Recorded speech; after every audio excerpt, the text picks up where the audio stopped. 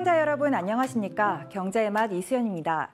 한 주간 경제 핫이슈의 흐름을 살펴보는 주간 경제 이야기에서는 부동산부터 금융, 일자리 이슈까지 각종 생활경제 정보를 전해드립니다. 이번 주 경제한 놀자에서는 주차장에서 일어나는 사고와 그 대처법에 대해 알아보겠습니다.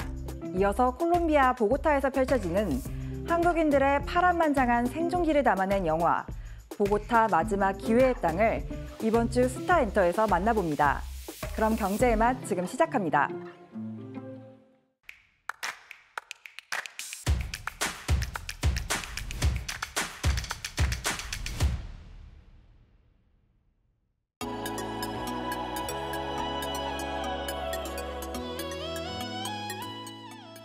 커피 원두 가격은 올해 초부터 추세적으로 올랐는데요.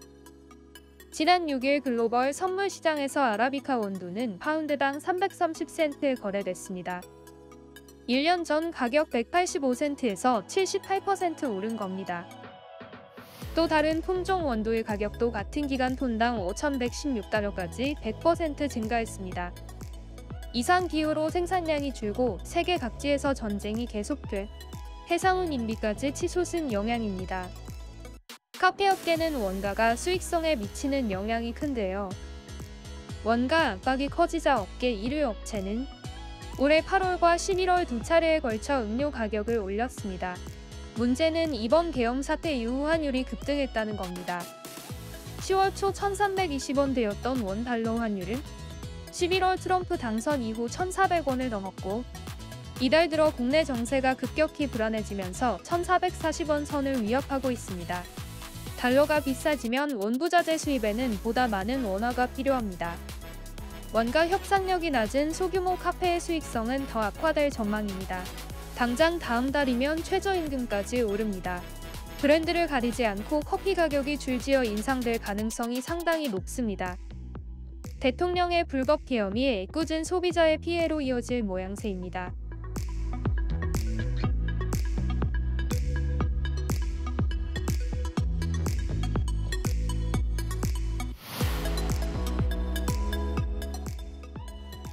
탄핵 정국이 본격화하면서 경제정책은 사실상 공백 상태입니다.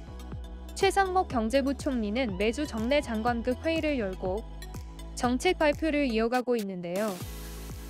정부는 글로벌 해운질서 재편에 대응하기 위해 2045년까지 14조 원을 들여 진해신항을 짓고 유망 거점에 물류센터를 확대하기로 하고 다음 주 공급망 기본계획 발표와 함께 정례 장관회의도 이어간다는 방침인데요.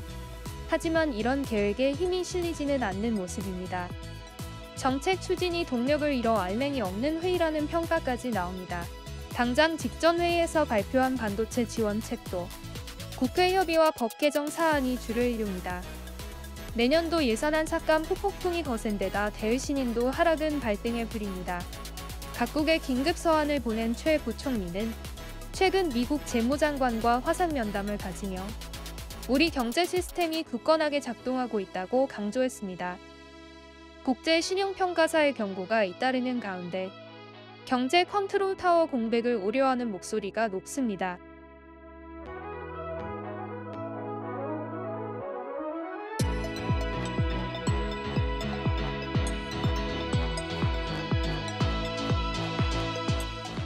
비트코인 가격이 1억 원을 넘기며 시장 분위기가 긍정적으로 바뀌고 있지만 국내 가상자산 산업은 마냥 웃을 수가 없습니다. 법적 근거가 없는 금융당국의 그림자 규제가 여전히 산업 진흥을 가로막고 있기 때문인데요.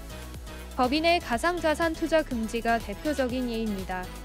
특정금융정보법 개정안에 따라 국내 가상자산 투자는 실명 인증을 마친 계좌를 통해서 가능한데 아직 법인은 실명 계좌가 허용되지 않고 있는 겁니다.